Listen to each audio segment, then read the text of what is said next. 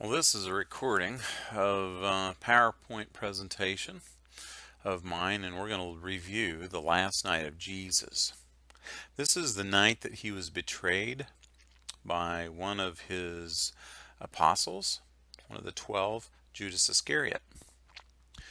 Jesus and his apostles ate in the upper room. Their Passover meal. Some people call it the Last Supper. It was his Last Supper, really, with them. But Jesus knowingly went into this night, knowing that he was going to be betrayed, be turned over, be abused, and be crucified. So I just want to highlight this, that Jesus knowingly went. They were praying in the Garden of Gethsemane, taken to Annas the high priest. And we'll go on with the story here. We can find it in John 18, Luke 22, Matthew 26, Mark 14:15. We'll find parts of this story. You can see here what we have. He was in the Garden of Gethsemane, which is on outside of Jerusalem, good quarter mile, almost a half, going down a valley and a valley back up. This happened on Thursday night late, April the 6th. So you can see here now it is Friday, April the 7th, AD 30. This is where some people say that it actually occurred on this night, April 6th, 7th. The Jews have a different dating time than we do. They start their evening at 6 o'clock, our evening time. That's the beginning of their day. There's evening and then there is morning, the first day, based out of Genesis and the days of creation. So it's a little confusing sometimes when we're looking at their time frame and their calendar, because their new day starts at sunset, really, of the night, when we're thinking that's just, our night. But that's a new day for them. So anyway, Friday, so we're looking at 1 o'clock in the morning, maybe 11 o'clock at night. It's hard to say exactly, but for the Jews, it is Friday at this point when he is arrested. This is Friday morning for them. That's the way they're looking at it. And then the army comes to pick up Jesus. He says, "I am." They fall back and bow. He identifies himself and is a rather compassionate man and asks that his apostles, his disciples, be released. He says, "Let them go." These things happen. And the rest of the night is what we're really focusing on. The last night, there are 6 different trials, and we'll go through this. I don't know if you've heard it before or paid attention to what Bart Ehrman said about these, but there are 6 different trials, 3 Jewish and 3 Roman. You can look these verses up to see where they are exactly. The major players are 3 in the Jewish area. Annas, the high priest; Caiaphas, they recognize the high priest currently; and the Sanhedrin. Let me explain a little bit who Annas is. Annas is the high priest, but he was actually deposed by the Romans. He was not the current high priest, even though they would often call him that, like we call President Bill Clinton still president, even though he's not our president right now. Or, President George W. Bush or something like that. This is Annas, the high priest. He was formerly the high priest, but he was the one that they would go back to, looking at and asking information from and kind of getting a feel for, hey, should we do this or should we not? What they're looking to do is kill Jesus. Once he kind of gave them, yep, that's a good idea, they would come to Caiaphas. Caiaphas is the high priest at the time. He was the one that said, it's better for one man to die than for the whole nation to perish, in John chapter 12. And then they would take him to the Sanhedrin. The Sanhedrin is the other major player of the time. That was a group. It was really the Jewish high court, Supreme Court, so to speak, made up of the chief priests, elders, and teachers of the law. So these are the three major players of the Jewish side. The major players for the Roman side were two. Pilate saw Jesus twice. Pilate had him for a while and sent him to Herod, and then Herod sent him back to Pilate. And I will talk about how this worked. Pontius Pilate was the governor of Judea in Rome, appointed by Rome in CE 26 through 37. Herod Antipas is one of the sons of Herod the Great. Herod the Great, as we would remember him, Herod the Great was the one who sought out Jesus to kill him as a baby born in Matthew chapter 2. You can read in this chapter where Herod the Great sent some Roman soldiers, and they got to Bethlehem and killed all the children at 2 years old and younger. Confirmed outside scripture even. And Herod then died not long after that. One of his sons was appointed after him to be kind of ruler of this particular area, and Herod Antipas is his name. Now, Herod Antipas is who we hear about in Scripture, who had John the Baptist beheaded. So that's the guy. He was around during Jesus' ministry and wanted to know more about him. Give you a little bit of background about this temple. Even though they're not in the temple at this night, Jesus was in the temple all week teaching and preaching in this courtyard area. This is very large. I'm showing you here how big a football field is. I want you to notice down at the bottom that this whole temple, 500 yards from north to south, you see the direction, and from east to west, it's 300 yards. That's a lot of property. It is the largest temple of the ancient era. There's not a temple anywhere larger than the temple of Yahweh. The temple of God built by Solomon, enlarged and expanded by Zerubbabel, and renewed by Herod the Great. One of the reasons they call him Herod the Great was because he was a great builder. He did a lot of wonderful things for Jews and for that area of the world at that time. Caesarea was one of them.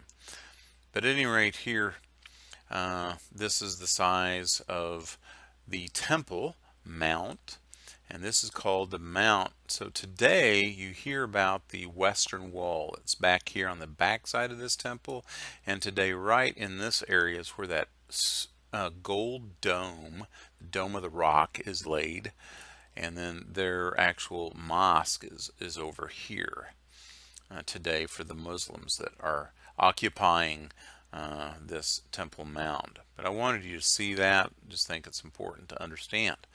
Over here is the fortress of Antonia, and this is where Pilate probably would have talked to Jesus and had a platform on the backside of this, speaking to the Jews, telling them yay or nay, or whatever he was directing them to do. So this is an aerial view of the old city of Jerusalem with the Temple Mount here. This is the 500 yards up and down, and 300 east and west, with Pilate's area of talking and engagements of the people. To give you a modern view of what Old Jerusalem looks like, you can see kind of a wall looking thing here.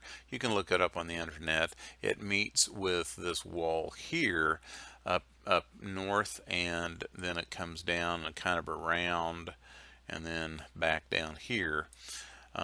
It's a little bit bigger wall than was during Jesus' time. It is understood traditionally that this is where Jesus was crucified and shortly after buried in this area. So it was outside the wall of Old Jerusalem. But today the walls include this area, and this is the Church of the Holy Sepulchre today is built upon that. It's pretty, it's not just tradition, but pretty sure and certain with history that this is the place of Jesus' crucifixion, because in the 2nd century, when the Romans took over, they didn't want people go there. They kept hearing of this name Jesus. And so Aphrodite's temple was actually built in that area and to cover it up. It has been unearthed and parts of it have been found, but since then, of course, there is a church there now. This is the present Temple Mount. It's still here today. This part exists as far as the foundations go. That's all that exists. In AD 70, all the temple and any structure above the area of this temple was totally destroyed. So on this picture, this slide, we have the different trials. I mentioned there are 6 of them. The first one is Annas, the next one Caiaphas, and then he takes him to the Sanhedrin. And the point of this is to show you they just weren't in one location the whole time. They weren't all just right here. They didn't just come and hang out here the whole time. They drugged Jesus from the Garden of Gethsemane, which is clear over here. You see Gethsemane here. That's where they caught him, and they brought him probably around this way, one way or another. They brought him over to the house of Caiaphas. That's considered to be right in this area. Talked with Annas and Caiaphas. Don't know if they lived right together or where Annas was, but they do know the Caiaphas' house. And then the next one, they bring him up here possibly for the whole Sanhedrin, this group, and then bring him up here and then drag him down here to Herod and then back up here. So we're going to look at these things and tell you why a little bit. First trial, Annas. Annas talked to these people. They just wanted to confirm, hey, is this the right thing to do? Annas could not be a high priest. No high priest could serve after he was 50 years old. According to the Old Testament. In the Torah, it was very descriptive and gives very strict directions for priests. But Annas was the guy that was around for a while. I wanted to hear his opinion. And so let's take him to Annas first. So that's what we think happened here. So what we're looking at here, and you're seeing in my time, if you will, a harmony of the Gospels about Jesus' trials. So we're taking Matthew, Mark, Luke, and John, putting them together and seeing one cohesive event. Trial number 1 was with Annas. It was probably fairly short, but nonetheless, they went to his house. We're not sure where it was. It could have been clear over here, but who knows? But we do know the next thing. It looks like in the text. It looks like in the text that Annas and Caiaphas may have lived very close, but it's hard to say. We don't know for certain. But with Caiaphas, now they were looking for false witnesses. They don't agree. Jesus doesn't say much. And someone reminded them that he did say that he was going to destroy the temple and in 3 days raise it. So that, and along with some other things, they felt he was guilty and should die. And then he was punished by the soldiers. You can see in these texts here some of his punishment. So this gives you the slide if in fact maybe Caiaphas and Annas were here and then they take him to the Sanhedrin. We're going down alleys and over roads, so it's not quite exactly sure how all this would have worked, but they would have brought him up here to the Sanhedrin. And the Sanhedrin was made up of, if you read on an earlier slide, made up of the chief priests, the teachers of the law, and the elders. And this would have been a combination of Pharisees and Sadducees. So the Sanhedrin wasn't just a unified group that all believed in the same afterlife ideas, but they all did want Jesus dead. They didn't like him. They were jealous. Jesus had quite the following, and they were ready for his death. So here we have the Sanhedrin. This is just a depiction, a picture of what maybe it would have looked like with Jesus would have been put here in the center. And they ask him questions. They ask him lots and lots of questions. And you can see the texts were in Luke where it says at daybreak. Sanhedrin was never supposed to meet at night. There were several rules about the Sanhedrin, and several of which they broke in this particular meeting. But and it's probably during this time, or could have been at Caiaphas's house, where Peter denies even knowing Jesus. And I like Luke's account. In Luke 22, it talks about Jesus being beaten and being on trial in the house, or with the Sanhedrin. It's not real clear. But he looks out and sees Peter warming himself at the fire. And they catch each other's eyes, and as soon as Peter denies Jesus for the third time, Peter leaves, weeping. I imagine him going to his house and just crying himself to sleep. But the Sanhedrin is meeting and confirm that, yep, we all want Jesus put to death. But they can't do it. It's illegal for them to perform any kind of capital punishment. So they have to take him to Pilate. So to Pilate they go. And now they have to go all the way up to the fortress of Antonia. And Pilate then is asking Jesus a lot of questions. He is reminded by Pilate is reminded by the Jews and the elders, the teachers of the law, that Jesus is a blasphemous person and that he is charged of insurrection, opposing taxes, and claims to be a king. So these are very strong charges, and the Romans would not like it. Going back to what Caiaphas said in John 12, Jesus, or one man, should be put to death instead of a whole nation.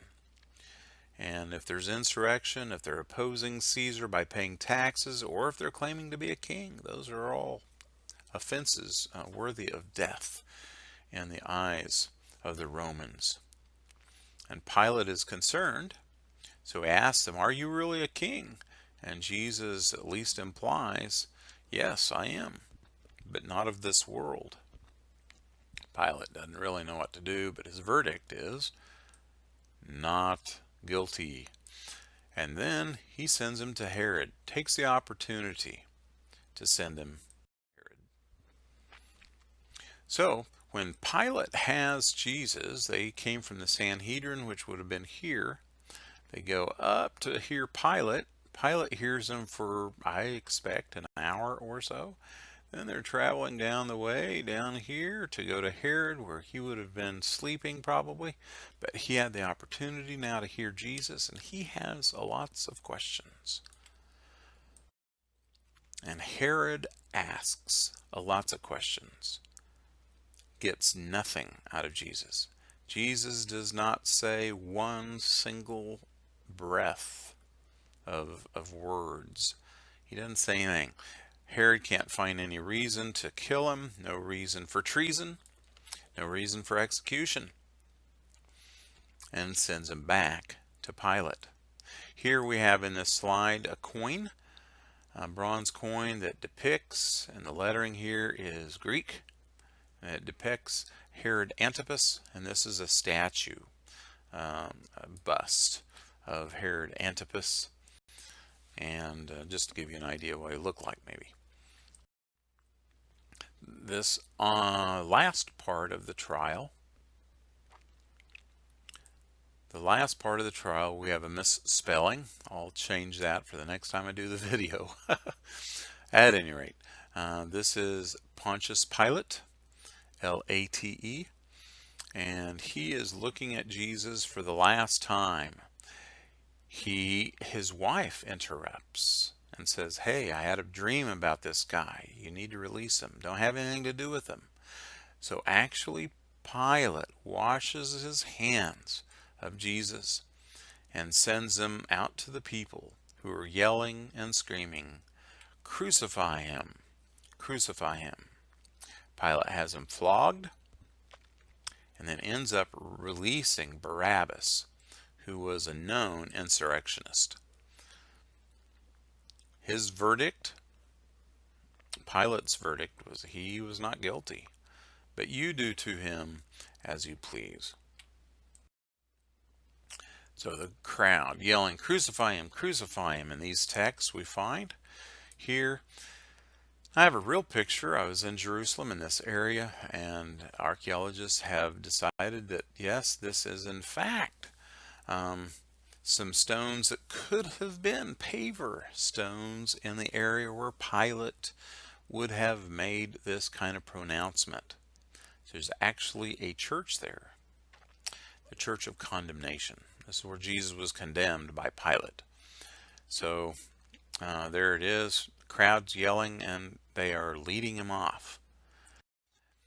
They have one more stop though, and the soldiers, you can read in this text, take Jesus and mock him up really well with a robe, crown, the whole works, and they beat the snot out of him.